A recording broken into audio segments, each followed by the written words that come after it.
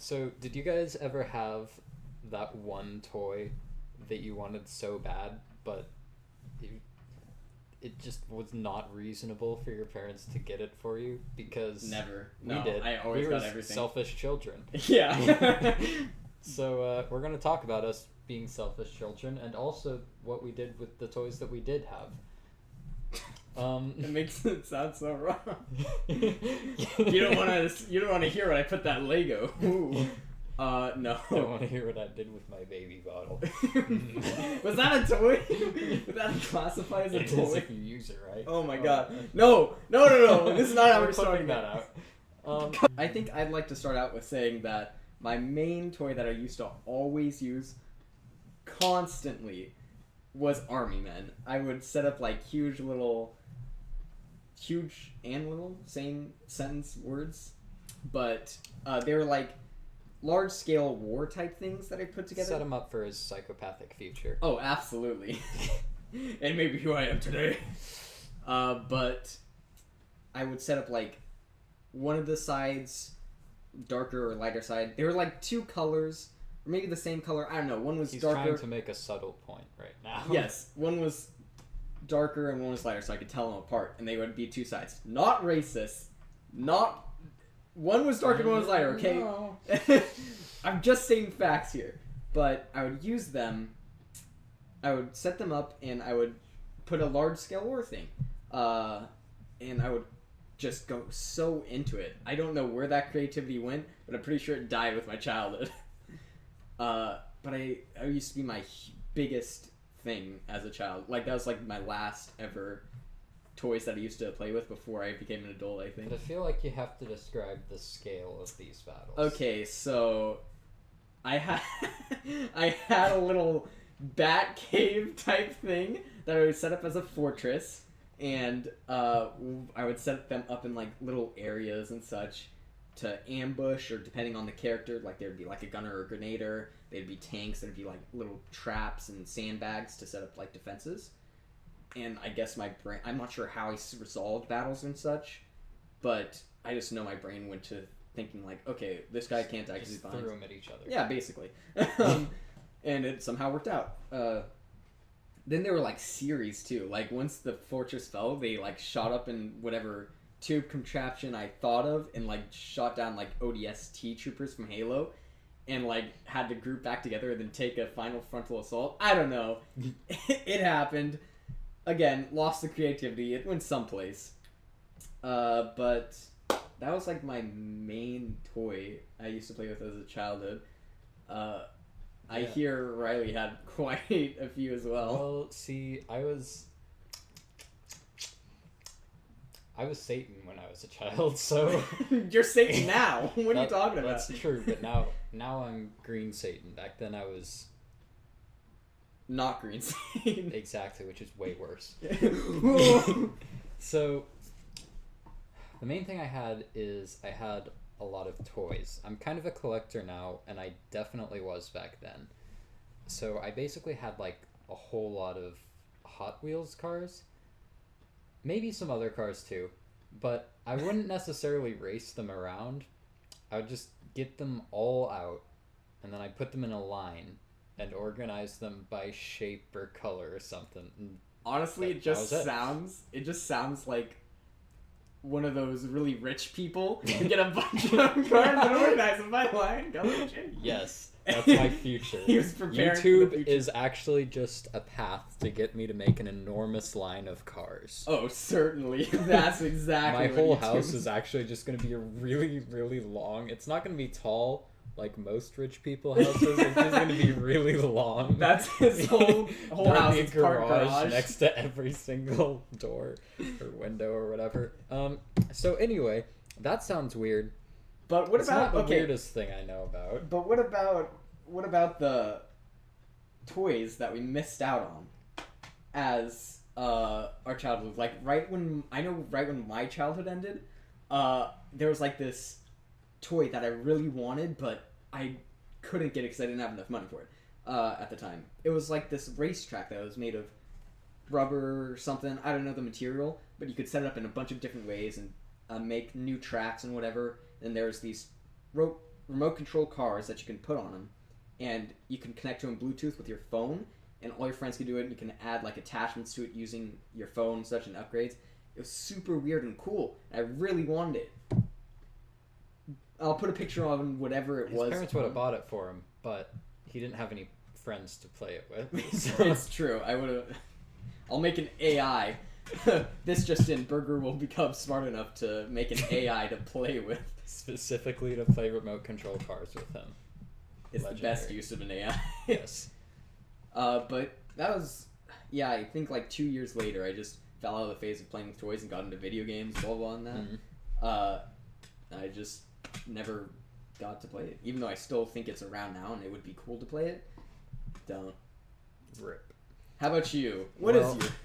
First, I When have did your to childhood talk die? about the one thing I did that was more demonic than lining up cars, because this is the tea right here. This is a tea? I don't remember this, but my parents have told me that once they just sent me outside. I used to live in a more suburban area, so they sent me out to the driveway, which was all cement or whatever with a bunch of chalk, and then they come back out like, I don't know, 20 minutes later or something, and I've written the entire alphabet except every letter is in mirror image, and that's when they knew. They gave birth to the Antichrist. Exactly. 10 out of 10. So about expensive toys that my greedy small self wanted. I used to have a couple of select books that I would just spend a lot of time reading and rereading, and I'm not talking actual books that like further your intelligence or imagination or whatever. I'm talking about like the books that companies sell specifically to promote their products, basically.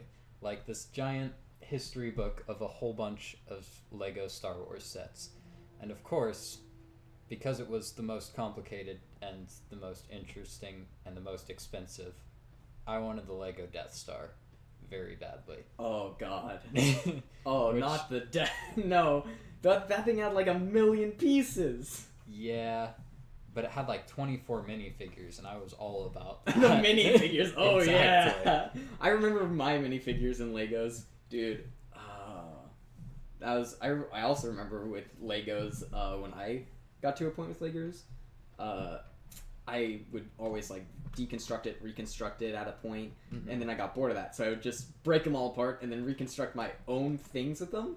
Like, I would take pieces from random things. I eventually just had a pile of Legos with some forms, and I just lost them all. I was the exact opposite of that. I was very protective of my Legos. I would build a set, and I'd be like, look, I want this set to stay as it is, because I like what it is right now. Admittedly, probably part of the reason behind that, I have 3 siblings. Burger already knows that, but you guys, you 3 people They're watching monsters. probably don't. Yes. His whole family's just So- monsters. It was pretty common for my Lego sets to get torn apart. All younger siblings too. So True. yeah. So I was just like, no, I'm done with this. I'm not even keeping my Legos in the toy room. I'm just gonna... I still have a Lego set that's on my shelf. Just gathering dust, but it never got broken, and that's all that matters. The final survivor. Yes. The lone survivor. Precisely. I was a basic Oh. nerd. I was into Pokemon cards. I didn't battle with them. I just collected them. I still have all of them. Look, I wasn't like all the rich kids at school who had their giant collections of like shiny cards they'd bring out and flex on you. But Oh. I was a modest Pokemon collector. Actually, You see this Lucario? I don't think I've told you about this. Yes, exactly. I don't think I've told you about this, but I had a little business going on in around 7th grade. Oh my where god. I would no. like draw the pictures on someone's Pokemon cards if they wanted, and then I didn't work for money. I worked for Pokemon cards, but it was. I was for gonna tips. say for They'd give me favors. No, You're gonna. I don't care about You favors. want this? I want Pokemon cards. I'm like, give me your soul for this So- Charizard. There was only one person who was actually nerdy enough and willing enough to give away Pokemon cards to do that, Oh no. and she gave me like, I don't know if you know these exist because I didn't, but you can like print out Pokemon cards, except they're really OP versions of them that have like 400 HP or more. Like some of the ones she gave me had like 1200, but I was a very naive child, so I never questioned it. I was just like, wow, that's the most OP thing I've ever seen. Thanks. I must have it. I still have them. They're so fake. fake. Exactly. They're so... The most powerful one she gave me was a freaking Blitzel that had like 2,000 HP or something. It's so stupid. What a powerful Pokemon. You take that to the Elite Four, throw it out of the field. Let me see Level your 400 Blitzel. It's like the buffest thing on roids. It's like, Blitzel! No, but it's also really obviously fake. It's just like a cardboard Blitzel that I throw out. Fair enough. But it's like invincible. It's a piece of cardboard you set on the field. They can't destroy it. Just has like a taser inside of it. Do you give up yet? Just imagine like an R2 kind of a thing, like little taser shots shoot out of the cardboard. But that said, Burger was an advanced nerd. He dabbled more than I did. He did Digimon. No! I had... my card game was Yu-Gi-Oh, but I won't get into that. That was like a phase. Zexal is my favorite. Don't you dare knock Zexal. What the frick is that? Don't worry about it. But, God, my childhood was made up of Bakugan and Beyblade. I won't get too much into it, but those shows made it seem a lot cooler than it really was. So when I used to play it, it would used to be the ultimate thing. I would imagine I was in the show, I'd be like, oh my god, my Drago's like coming out of its thing, it's super powerful, and again, the child mind is amazing. But when I came back to it, like years later, it was so... It destroyed my childhood. I was like, wow, this is lamer than I could ever possibly imagine. I think the last thing I ever did with those toys was take Bakugan, get them out of their balls, freeze them in an ice cube, and then blow that ice cube up. Listen, it was a good time, not for the Bakugan, but... It's a metaphor for his childhood. Just completely destroyed now, yes.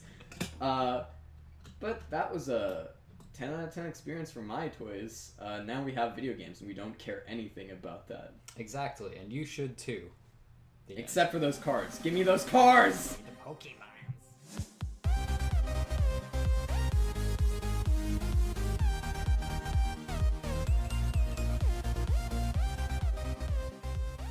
Oh, this is probably pretty long by now. No. Don't say that. I'll have to cut it out. We're gonna keep going for just a bit. It's not as long as cutting this out. with all the cars in it. We could call this video Toy Story.